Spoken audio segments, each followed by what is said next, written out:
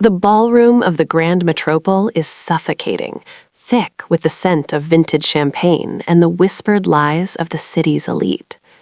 Nadia Xavier stands motionless against a velvet curtain, her white gala gown shimmering like a target under the crystal chandeliers. Every laugh from the crowd feels like a serrated edge against her skin. She isn't here to dance. She is here to witness the man who left her for dead, the man now standing across the floor, celebrating the very success he built on her ruin. If he looks toward the shadows and sees her face, the fragile life she's rebuilt will be crushed before she can even draw her blade. Suddenly, the music seems to dim. A different kind of silence follows a man who cuts through the room like a predator in a tailored suit. Renato Giulio, the Don whose neck is mapped in dark ink and secrets, stops directly in front of her. Nadia's heart hammers against her ribs, her breath hitching as his massive shadow swallows her whole. She keeps her gaze fixed on his black silk tie, desperate to remain invisible. "You're out of place, little ghost," he murmurs, his voice a low, vibrating rasp that commands the air around them. A large, tattooed hand reaches out, not to strike, but to lift her chin, forcing her to look into eyes that hold the weight of 1,000 wars. In that moment, the trajectory of her revenge shatters. He doesn't see a victim. He sees a flame he wants to possess. And in Renato's world, a flame is either used to burn down his enemies or kept to warm his cold, dark heart. The transition from the neon-lit chaos of the gala to the absolute stillness of the Giulio estate felt like crossing into another dimension. The armored SUV glided through iron gates that looked more like the teeth of a giant than a security measure. Nadia sat in the back, the silk of her white gown ruined by a fine mist of rain, her heart still hammering against the rhythm of the man sitting beside her. Renato hadn't spoken since they left the ballroom, his gaze fixed on the passing shadows, his tattooed hand resting casually on his knee, lethal and calm. When the car finally stopped, the doors were opened by men who didn't look like guards, but soldiers in a private war. Renato stepped out and waited, offering his hand. Nadia hesitated, looking at the sprawling stone fortress that loomed against the black sky. This was the Devil's Sanctuary, a place where the law ended and Renato's word began. She took his hand, his heat grounding her, and let him lead her through the arched mahogany doors. The interior was a masterclass in dark elegance, obsidian floors, towering bookshelves, and the faint, lingering scent of sandalwood and gun oil. Renato led her to a private study where a fire crackled in a hearth of black marble. He poured 2 glasses of dark amber liquid and handed one to her. "Drink," he commanded, his voice a low vibration that seemed to settle the trembling in her bones. "In this house, the past cannot reach you. Your ex is a dead man walking. He just doesn't know it yet." Nadia took a sip, the liquid burning a trail of false courage down her throat. "And what does the sanctuary cost, Renato? I know men like you don't give anything for free." Renato stepped into the firelight, the mandala tattoo at his throat seeming to pulse with the shadows. He didn't loom over her. He simply occupied the space with an intensity that made the air feel thin. "I don't want your money, Nadia, and I don't want a trophy to polish. I want the fire I saw in your eyes when you looked at that man with a blade in your hand." He walked closer, stopping only when the tips of his polished shoes touched the hem of her white dress. "I offer you the resources to dismantle him. My intelligence, my men, my protection. In exchange, I want your absolute loyalty. You don't move, you don't strike, and you don't breathe a word of our business to anyone but me. You become part of this house, part of me." Nadia looked up at him, seeing the exclusive gentleness he promised, hidden beneath a layer of steel. She thought of her ex, of the betrayal that had left her with nothing but a thirst for blood. Then she looked at Renato's hand, the hand that had claimed her heart at the gala. "Loyalty is a heavy price," she whispered. "It's the only one that matters," he replied, his thumb grazing the line of her jaw. "Do we have a deal, my queen?" Nadia didn't flinch. She set the glass down and placed her hand over his, sealing her fate in the silence of the devil's sanctuary. The sanctuary of the Giulio estate was silent, but it was the silence of a loaded gun. 3 days had passed since the gala, and the city's underground was already vibrating with the news of Renato's new shadow. Nadia stood by the floor-to-ceiling windows of the morning room, watching the fog roll over the manicured grounds. She was dressed in black silk now, a gift from Renato that felt less like a garment and more like armor. The piece was punctured by the vibration of a phone on a nearby marble table. It wasn't hers. She had no phone. It was a burner, placed there specifically for this moment. She picked it up, her breath hitching as a familiar, jagged voice crackled through the line. "I saw you, Nadia." The voice belonged to Marcus, the man who had discarded her like trash in a shallow grave of debt and lies. He sounded breathless, his usual arrogance tainted by a frantic edge. "I don't know how you're alive, and I don't know what kind of sick game you're playing with Giulio, but you need to come home. You don't belong in that house. You're a ghost, remember? Ghosts don't get to play queen." "I am home, Marcus," Nadia replied, her voice surprisingly steady, though her knuckles were white as she gripped the device. "And the only thing colder than a ghost is the man currently standing behind me." As if summoned by her words, the heavy doors slid open. Renato entered, his presence instantly recalibrating the room's temperature. He didn't ask who was on the phone. He already knew. He walked toward her with that immovable, lethal calm, his dark suit sharp enough to bleed the air. He reached out, taking the phone from her trembling hand, his fingers grazing hers with a heat that reminded her she was very much alive. Renato didn't put the phone to his ear. He held it out and pressed the speaker button. "Marcus," he said, the name sounding like a curse in his low rasp. "I hope you enjoyed the flowers I sent to your office this morning. Lilies are traditional for funerals, aren't they?" "Giulio," Marcus spat, his bravado crumbling. "She's mine. You're starting a war over a woman who has nothing." Renato's eyes locked onto Nadia's, his intense focus never wavering. He stepped closer, his large hand coming up to rest on the nape of her neck, a possessive, grounding weight. "She has everything now," Renato murmured into the phone, though his words were a promise to Nadia. "She has my name, my men, and my heart. And since you're so fond of graves, Marcus, I've decided to let her pick yours. Don't call again. The next time you hear a voice, it will be the sound of your empire collapsing." Renato crushed the burner phone in his palm, the plastic snapping like bone. He dropped the pieces and pulled Nadia into his chest. The psychological war had officially begun. The cold homecoming wasn't hers. It was the icy realization dawning on Marcus that he was no longer the predator. He was the prey. The midnight air in the Giulio estate was thick with the scent of rain and old books. Nadia couldn't sleep. The ghost of Marcus's voice still rattled in her mind, a jagged reminder of the woman she used to be. She found herself wandering toward the sound of rhythmic, heavy thuds coming from the private gym in the basement. She stopped in the doorway, the breath catching in her throat. Renato was alone, his back to her, punishing a heavy bag with a ferocity that seemed to shake the very foundations of the house. He was shirtless, his skin glistening with sweat, and for the first time, Nadia saw the full map of his history. The intricate tattoos she had glimpsed at the gala weren't just decorations. They were a sprawling, dark tapestry that covered his shoulders, his back, and his ribs. As he slowed, his chest heaving, she stepped into the light. He didn't reach for a weapon. He didn't even turn around right away. He simply stood there, his head bowed, the mandala at his throat pulsing with his heavy breath. "You should be resting, Nadia," he murmured, his voice sounding more tired than she had ever heard it.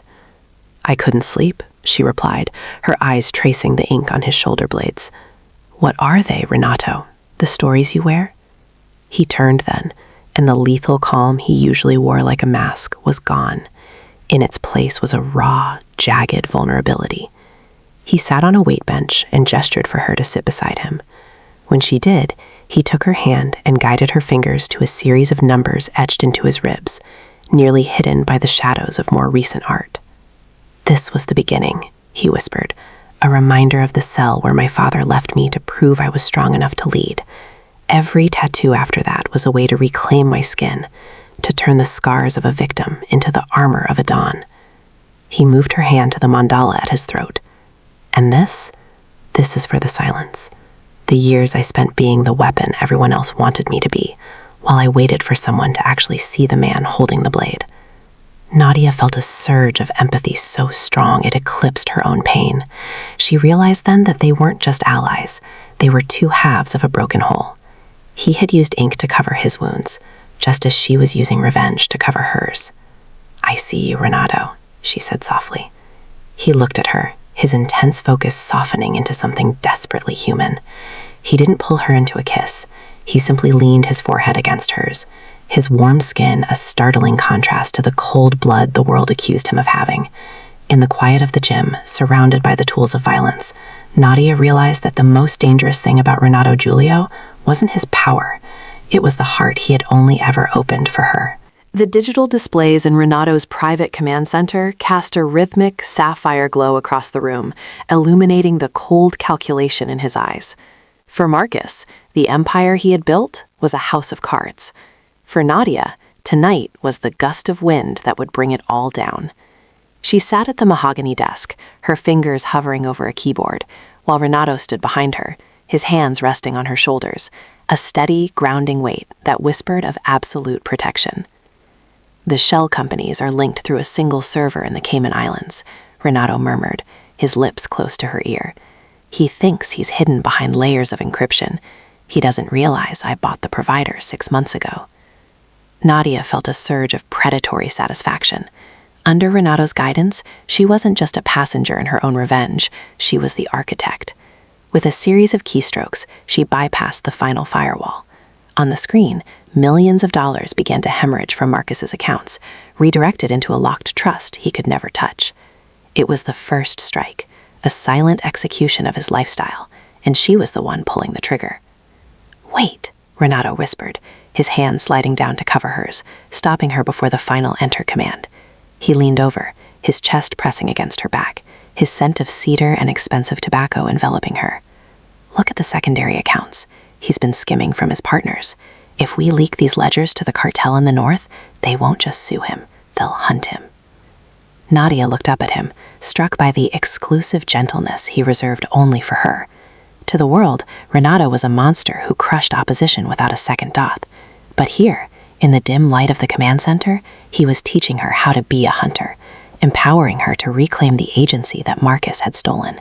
He wasn't just doing it for her, he was doing it with her. "Do it," she said, her voice a steady chime of resolve. Renato guided her hand, their fingers moving in unison to click the final button.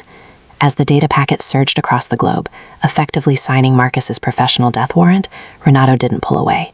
He turned her chair around, kneeling between her knees so they were eye to eye. He took her hands in his thumbs tracing the pulse points at her wrists. "You're not the girl he left in the dirt anymore, Nadia," he said, his voice a low, gravelly vow. "Tonight, he took back your name. Tomorrow, we take the rest." He leaned in, pressing a soft, lingering kiss to her forehead. It was a gesture of profound respect, a promise that in his world, she would never be a trophy to be displayed, but a partner to be feared. As Marcus's empire began to burn in the distral ether, Nadia realized that the heat she felt wasn't from the fire of her revenge, but from the man who was rebuilding her, piece by ink-covered piece. The arrogance of a desperate man is a dangerous thing. Marcus, stripped of his wealth and cornered by his creditors, finally did what Renato had predicted. He stopped playing the businessman and started playing the thug. It happened in the blur of a second. Nadia had been moving between the armored SUV and a private gallery entrance, a rare moment where the gap between Renato's protection and the open air was a fraction too wide.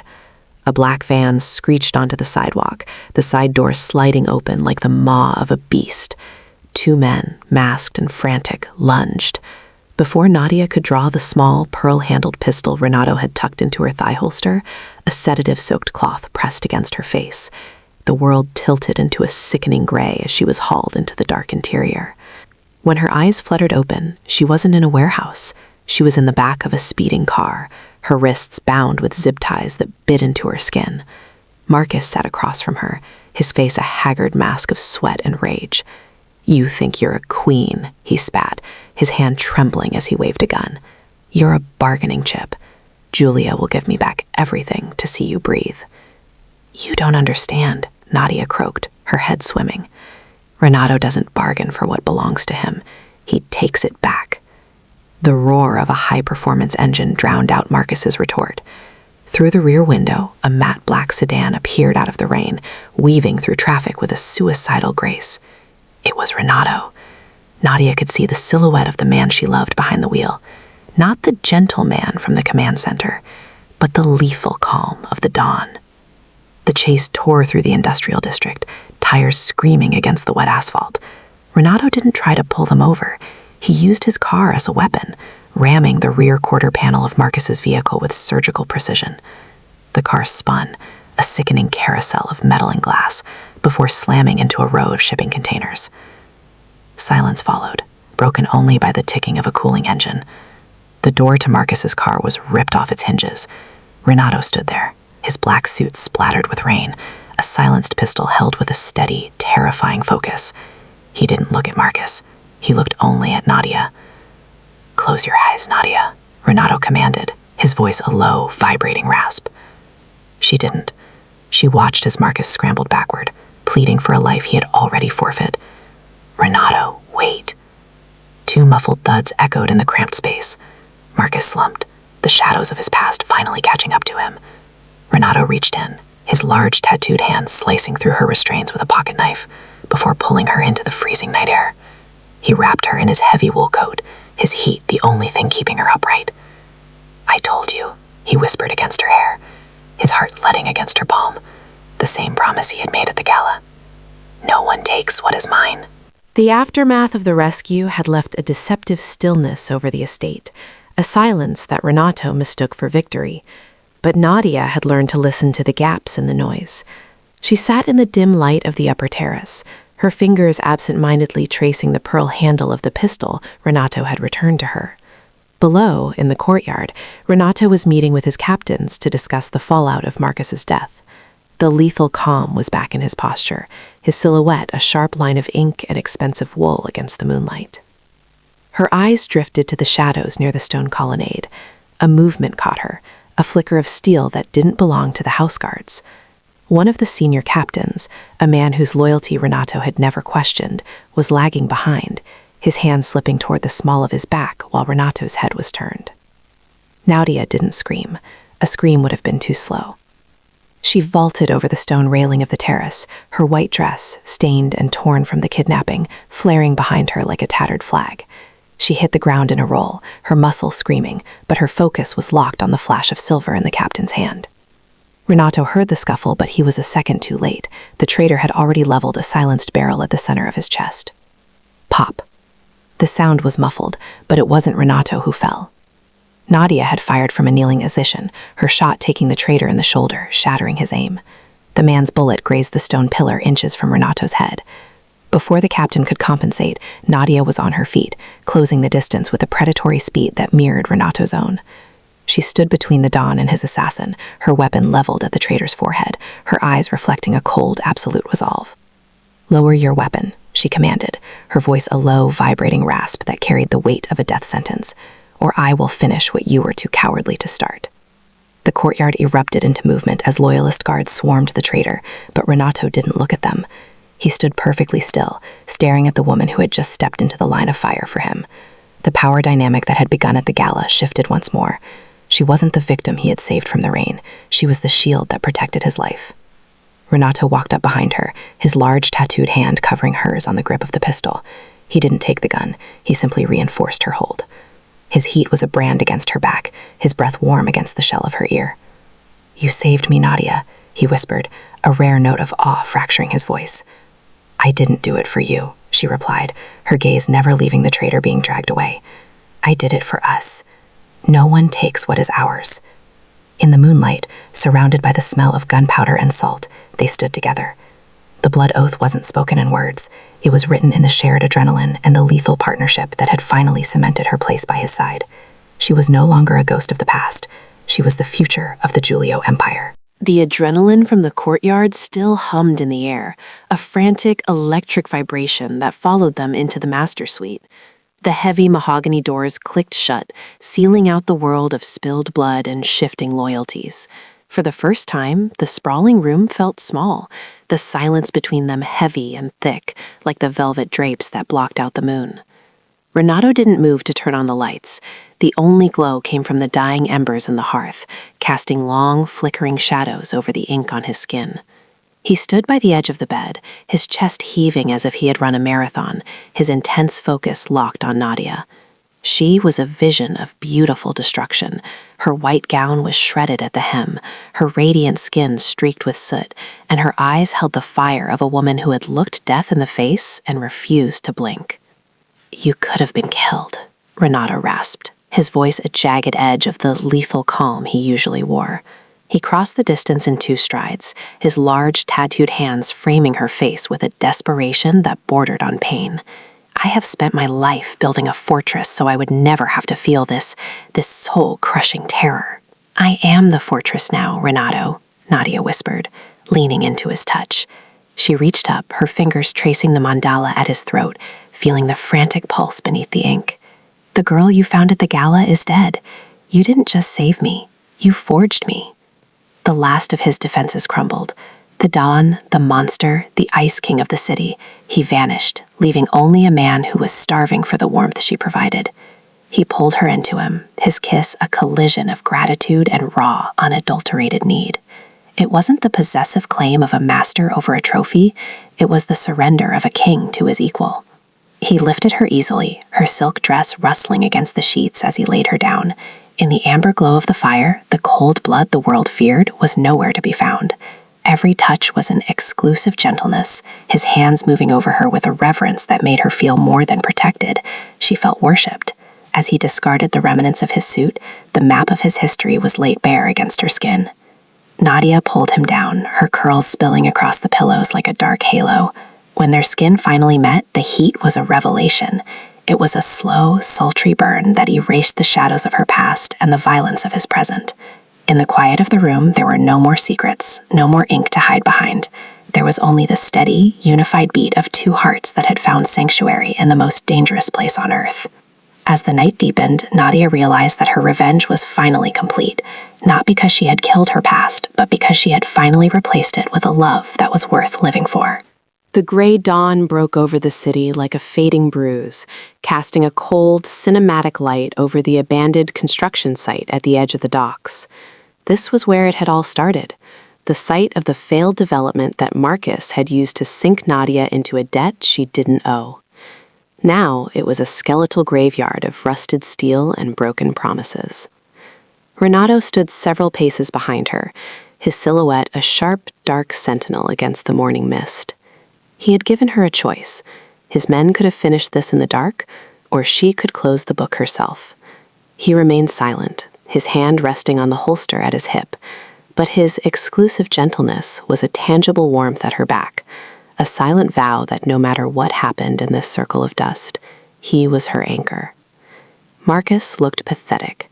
Stripped of his tailored suits and his borrowed power, he sat on a rusted girder, his hands bound and his face a map of terrified exhaustion.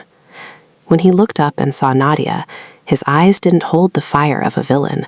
They held the hollow desperation of a man who realized he had tried to drown a Siouan. "Are you going to do it then?" Marcus rasped, his voice cracking as he looked at the pearl-handled pistol in her hand. "Are you going to be just like him? Another monster for the Giulio collection?" Nadia walked toward him, her footsteps steady on the gravel. She looked down at the man who had once been her entire world, the man she had been willing to die for. She saw the shadowy threat for what it truly was, a coward who had confused cruelty for strength. She stepped to the very edge of the pit, the metaphorical grave he had dug for her years ago, and looked down into the dark. "I spent a long time wanting to see you in the dirt, Marcus," Nadia said, her voice a low, vibrating chime of absolute clarity. "I thought your blood would be the only thing that could wash the stain of you off my life." She raised the pistol. Marcus flinched, closing his eyes and sobbing. The silence stretched, heavy and suffocating. Behind her, she heard the faint click of Renato's boots as he shifted, waiting for her command. Nadia felt the weight of the gun, then looked at Renato. He didn't look at Marcus with hate. He looked at her with a profound, quiet pride. In that look, she realized that killing Marcus wouldn't be an act of power. It would be an act of lingering obsession. To kill him was to keep him in her story. "But you aren't worth the ink on Renato's skin," she whispered. With a fluid motion, Nadia clicked the safety back on and tucked the weapon into her holster. She turned her back on Marcus, walking toward Renato without looking back. "Let him live, Renato," she said as she reached the dawn. "Let him watch us from the gutters. Let him see what it looks like when the woman he broke becomes the queen of the world he lost. That is a fate worse than a grave."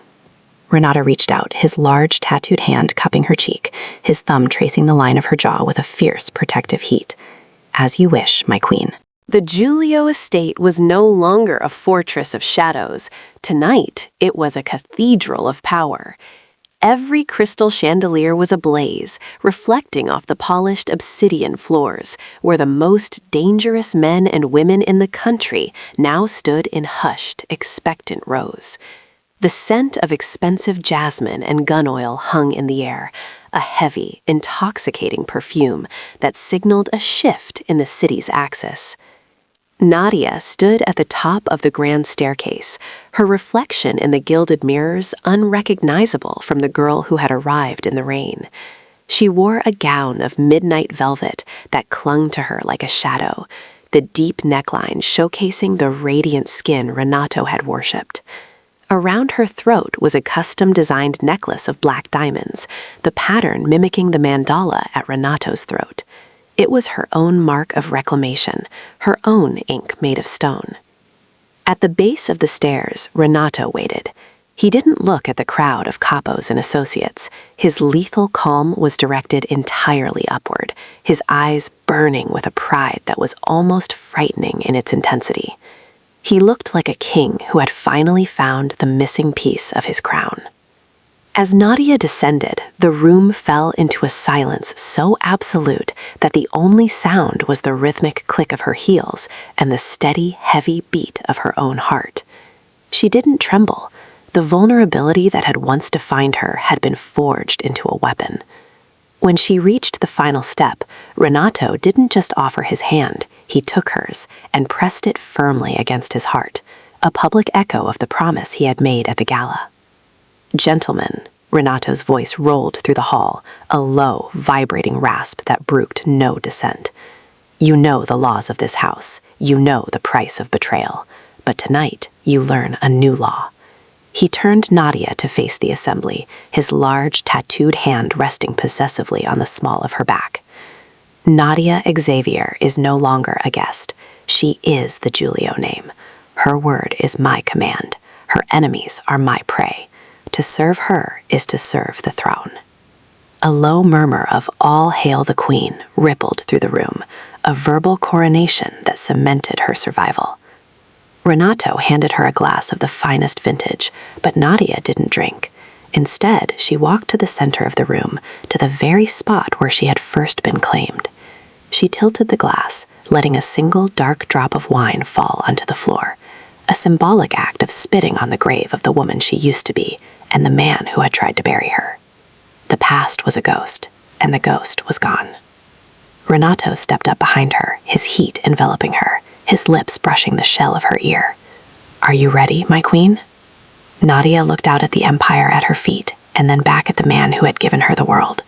She smiled, a lethal, beautiful expression. "The world is ours, Renato. Let's make them watch us rule it."